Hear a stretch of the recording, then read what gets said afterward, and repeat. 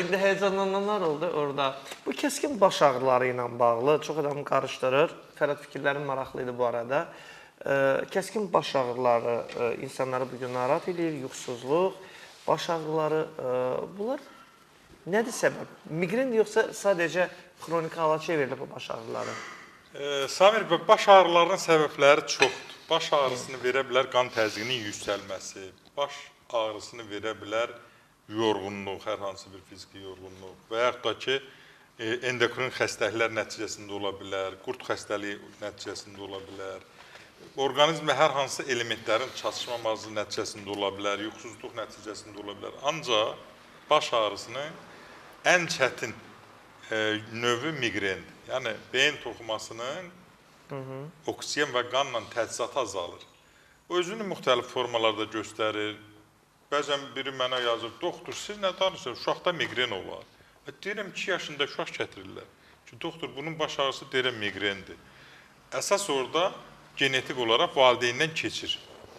Və uşaq ifadə elə bilmir, görürsən, laf körpü olanda əllə qulağını, ondan sonra deyirlər, uşağın qulağı xəstədir, qulağın soyuq olub sinirinə və yaxud da beyin daxil təzyiq adından aparıb müalicə edirlər, migrendir.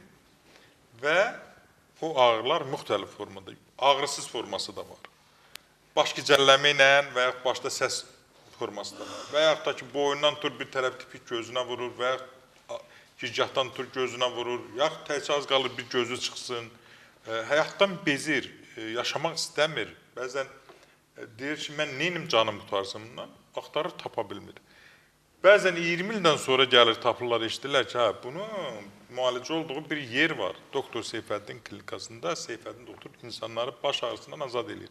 Elə yeri gəlmişdən salamlayıram, Qazaxıstanın Astana şəhərinin Nağa qardaşı.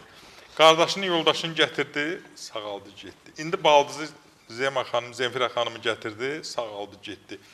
Yəni, gələcəkdə Allahın izni ilə ölkəmizdə bu şəkildə inkişaf eləsə bu işdə, İnanıram ki, Azərbaycanda da tibbi turizm çox yüksək səviyyədə inkişaf eləyəcək ki, o şeylər ki, heç yerdə yoxdur, Azərbaycanda var, Samir bəy.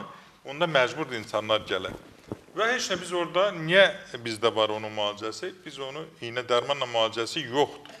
Təbii yollarla, arı ilə, zəli ilə, bitkilərlə, məlhəmlərlə, mumya ilə və digər vasitələrdən istifadə etməklə insanları baş ağrısından azad edirik. Bax, görürsən, indi qoşulmuşdu Sara xanım, əslən Gürcistanlıdırlar, razılıq eləyirdi. İndi yenə də xəstəmiz var Ağdaşdan, Şükufə xanım, yəqin o da deyəcək özürə sözünü. Yəni, hər gün bizə yeni-yeni xəstələr baş ağrısıyla gəlirlər, zob xəstəliyi ilə gəlirlər, o saydığın oynaq xəstəliklərlə gəlirlər, qəbizliklə, köplə, ishalla, müxtəlif xəstəliklərlə gəlirlər və şəfalarını tapırlar. Çünki təbii müalicəni belə pis çıxmasın, bəyək çox gözəl qulaq astım və ləzzət aldım Hərə Tufanın izahatından. Bircə yerdə imtihanı çətin oldu. Oradan da yaxşı çıxdı. Və oradan əsas məsələ budur ki, bu məktəbdir. İndi mən olmayanda deyəcəklər, bəyək gözəl bir söz dedi ki, diriliyində adama qiymət verilmir. Dünyasını dəyişəndən sonra gül çiçək düzülür və hər gün o xatırlanır ki, çox yaxşı adam idi. Təbii üsullarla müalicəni Azərbaycana gətirib çıxaran, dünyanın bir ölkəsini tapamırsan ki, eyni vaxtda zəli, arı, qurbağa, bitkilər, məlhəmlər olsun. Bu məktəbi gətirib çıxartmışıq, yaratmışıq və insanlarımıza xidmət edirik. Yenə deyirəm, siz qalalı, mən gedəli, zaman gələcək, deyəcək, buradan elan eləyəcəksən ki, bu məktəbi gətirib yaradan doktorumuz oldu. Oğlan var idi. Bəli.